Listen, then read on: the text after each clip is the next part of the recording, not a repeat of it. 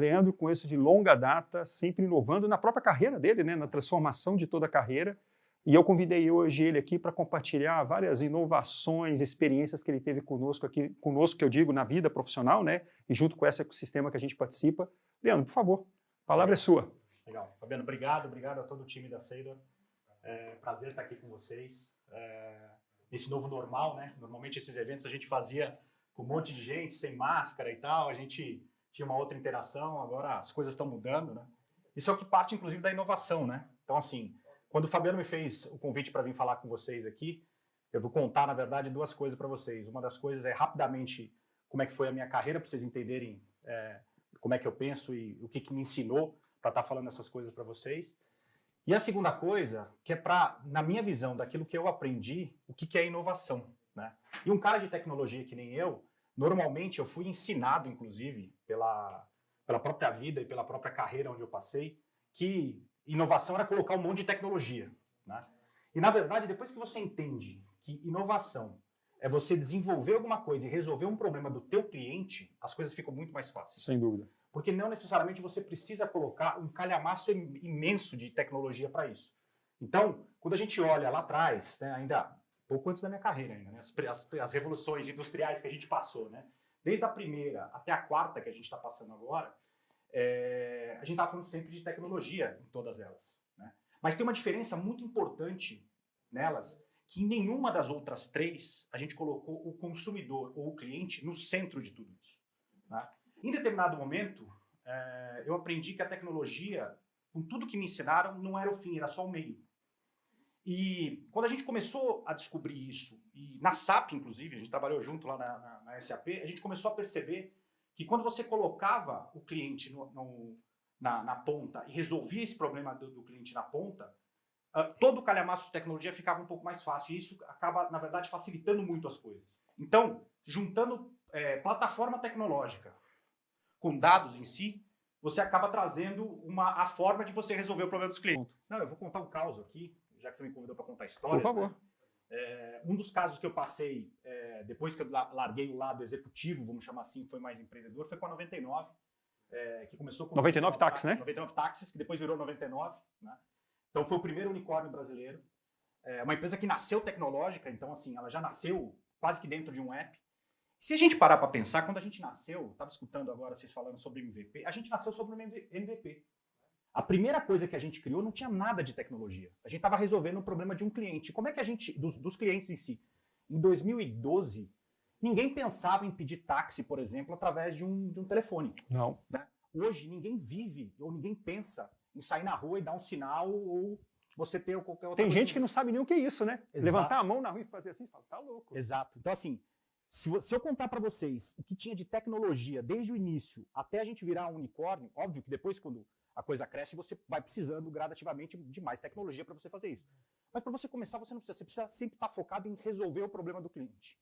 E o nosso tempo é curto, eu não vou contar a história inteira da 99, eu vou dar um outro insight para vocês, que quando a gente cresceu e a gente começou a entender o porquê que a gente crescia e porquê que a gente, inclusive, lutava contra um sinônimo de categoria que era Uber, né? Mundial, com muito dinheiro, muita tecnologia, por que a gente estava ganhando? Por uma razão simples. A gente focava no cliente. E aí eu vou dar o meu exemplo para vocês. A gente começou num brainstorm, no bar, inclusive, do lado da 99, como a gente sempre fazia as maiores inovações no guardanapo de papel. A gente falou, cara, se a gente quer ser a empresa mais focada em cliente, a gente tem que entender quem é nosso cliente e tem que estar muito do lado dele. Quando a gente começou a pensar e tal, a gente trouxe alguns benchmarks. Um dos benchmarks era a Nike. A Nike contratava atleta para fazer todo o desenvolvimento de produto e começou a contratar atleta para absolutamente todos os departamentos. No nosso caso, a gente levava um passageiro do ponto A para o ponto B. O que eu precisava ser? Um motorista.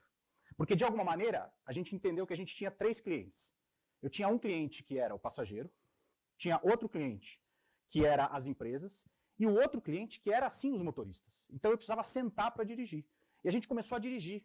E a gente percebeu que quando a gente se autodenominava 99er, quando todos os 99ers dirigissem, a gente conseguiria realmente atingir o nosso propósito de ser a empresa mais focada em cliente do mundo. Quando você pega alguma coisa, você fala assim, eu preciso mudar essa funcionalidade, eu preciso melhorar a questão de segurança, eu preciso, por exemplo, as maiores inovações, não foi a gente que desenvolveu. A gente escutou no banco de trás do cliente.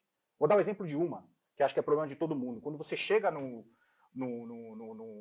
aeroporto, você tem que pegar aquela fila, né? Sim. Então, antes de você pegar a fila, você entra lá e fica esperando o cara rodar. E aí um cliente virou para mim e falou assim, Baran, por que vocês não fazem um embarque rápido? Ele deu um nome para o produto. Embarque rápido. Que você pega, você adesiva quem são os taxistas ou os motoristas P99, você entra lá e fala assim, eu vou abrir uma corrida. Entra, põe um QR Code, aí a tecnologia entra, até aí não tem tecnologia nenhuma, faz o match entre o motorista e o coisa, já no banco de trás e vai embora. Já vai, exatamente. Então assim, de quem que a gente escutou isso? No banco de trás do motorista. Escutei aqui assim, ó, enquanto eu dirigia, escutei aqui assim. Então assim, esse é um dos exemplos. Né? E para você crescer rápido, você tem que abrir mão de algumas coisas. Uma delas é do controle, que você está ali, ou pseudo-controle. Então a gente brincava o seguinte, vamos criar primeiro o faroeste e depois a gente bota o xerife. Né? Então assim, se você que botar o xerife antes, é tantos não, ou vamos fazer o melhor, vamos fazer o perfeito, que você não sai do lugar. Acontece a mesma coisa agora com a Southrock, com as nossas marcas, inclusive com o Starbucks, na nossa visão de ecossistema. O que a gente, na verdade, quer controlar é uma única coisa só. É o NPS do consumidor. O conceito do Starbucks é a mesma coisa. A gente, por acaso, vende café e as outras bebidas e comidas. Por acaso, exatamente. A gente cria um ecossistema. Isso. Tem muitos produtos de qualidade, enfim. Mas o ponto principal não é esse. E aí, eu dou um exemplo de tecnologia que às vezes pode atrapalhar quando você não coloca a tecnologia como meio. A gente agora, com a pandemia, mudou absolutamente tudo. Sem dúvida. Nós sofremos muito como varejo em geral e outras indústrias também sofreram.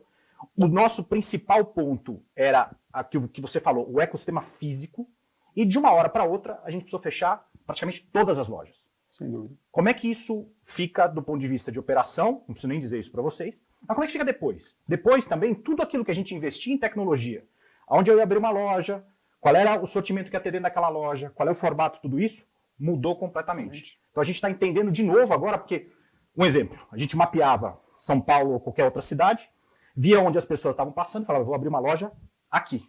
As pessoas não passam mais naquele lugar. Mudou completamente. Totalmente. De 8 meses para cá, mudou tudo. Então agora mudou inclusive o nosso plano. Isso é uma coisa. A segunda coisa, a gente tinha praticamente um único canal, que era o canal PDV. Isso. Por sorte ou por visão, mas aí, quanto mais você trabalha, mais sorte a gente tem. Então assim, a gente começou a investir antes, para a gente começar a criar outros canais. Por quê? Eu praticamente vendia 100% da minha venda era na loja em si. Loja.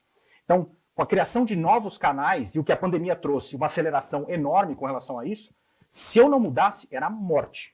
Quando a gente estava fazendo essa questão toda de criar novos canais, a primeira coisa que vem na cabeça é assim, eu vou automatizar tudo. Só que tem coisa que você não pode automatizar, ou você pode até automatizar se você combinar com o cliente. Eu vou dar um exemplo que eu acho que acontece com você e com todo mundo de Starbucks. O grande barato do Starbucks é um negócio chamado copo com nome escrito. Eu tenho um nome difícil, meu nome é difícil de falar. E eu, como outras pessoas, acabam tendo um negócio muito legal que escrevem dos mais diversos tipos e de typos que acontece ali. E aquele copo é único. Quando a gente faz aquele copo, isso vira não só o copo é único, mas a partir do momento que você deu o teu nome, todo mundo de dentro da loja, os nossos partners, eles te tratam pelo nome que você deu ali.